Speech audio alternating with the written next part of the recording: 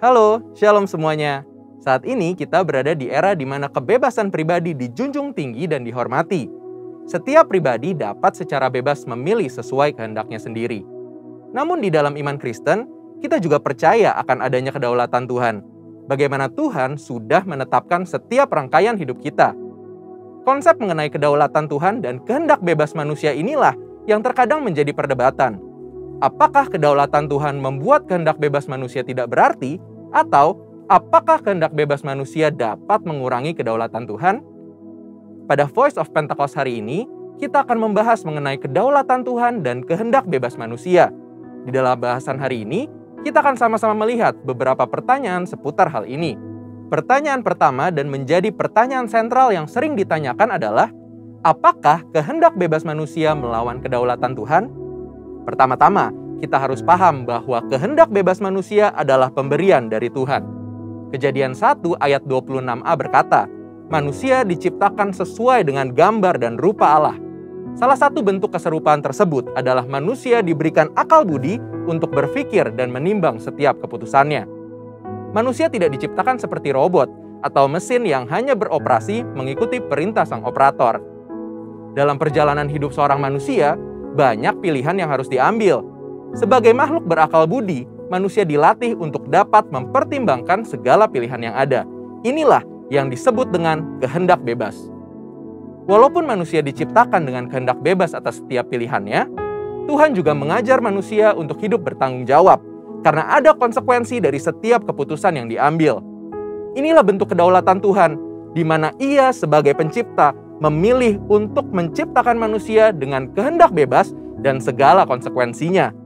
Ini sekaligus membuktikan bahwa kehendak bebas manusia bukanlah sesuatu yang dapat melunturkan kemahakuasaan dan kedaulatan Tuhan. Bila kehendak bebas dipakai manusia secara negatif, manusia menjadi bebas tanpa aturan, hukum, etika, dan moral. Hal ini dapat berakibat manusia menjadi makhluk yang liar.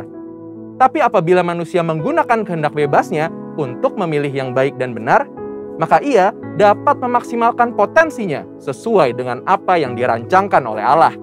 Sehingga perlu diingat, meskipun manusia dipanggil untuk hidup dengan kehendak bebas, jangan sampai kehendak bebas tersebut digunakan untuk hidup dalam dosa. Sebaliknya, biarlah kehendak bebas itu dipakai untuk melayani dan berbuat baik atas dasar kasih sesuai dengan kerinduan Tuhan. Pertanyaan kedua mengenai kedaulatan Tuhan dan kehendak bebas manusia adalah, apakah Tuhan tetap bekerja di atas kehendak bebas manusia? Roma 8 ayat yang ke-28 tertulis, kita tahu sekarang bahwa Allah turut bekerja dalam segala sesuatu untuk mendatangkan kebaikan bagi mereka yang mengasihi Dia, yaitu bagi mereka yang terpanggil sesuai dengan rencana Allah. Sesuai dengan ayat tersebut, kita percaya bahwa Allah turut bekerja dalam segala sesuatu hal. Ini termasuk dengan setiap keputusan dan kehendak bebas yang manusia lakukan. Kehendak bebas manusia tidak akan melunturkan atau membatalkan kedaulatan Tuhan. Karena Allah juga dapat menunjukkan kedaulatannya lewat kehendak bebas manusia. Tidak ada kisah yang lebih baik untuk menggambarkan hal ini dibandingkan kisah perjalanan hidup Yusuf. Sewaktu semua orang dalam hidup Yusuf melakukan hal yang jahat kepadanya, namun Allah menggunakan perbuatan-perbuatan jahat tersebut menjadi jalan untuk memelihara sebuah bangsa yang besar melalui hidup Yusuf. Pertanyaan berikutnya mengenai kedaulatan Tuhan dan kehendak bebas manusia adalah, bagaimana menggunakan kehendak bebas dengan baik? Yesus Kristus dalam Yohanes 15 ayat yang ke-7 menyampaikan, jikalau kamu tinggal di dalam aku dan firman-Ku tinggal di dalam kamu, mintalah apa saja yang kamu kehendaki dan kamu akan menerimanya. Bagian kedua dari ayat ini menunjukkan bagaimana Tuhan menghargai kehendak bebas manusia. Namun hal yang lebih penting adalah bagian pertama dari ayat ini, di mana untuk menggunakan kehendak bebasnya, manusia harus tinggal dan hidup selaras di dalam firman Allah. Lewat kalimat ini, Tuhan mengajarkan manusia untuk memiliki pengetahuan yang benar dan memiliki pengalaman hidup bersama dengan Tuhan.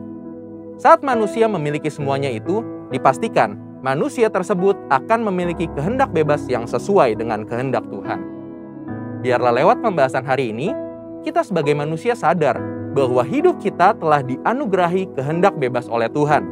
Maka dari itu, kita harus menggunakan kehendak bebas yang kita punyai secara positif untuk mendatangkan kebaikan bagi banyak orang, serta menjalankan rencana Allah atas hidup kita. Saudara, untuk penjelasan lebih lengkapnya dari tim teologi kami, silahkan untuk buka link yang ada di atas atau scan QR Code yang tersedia. Tuhan Yesus memberkati.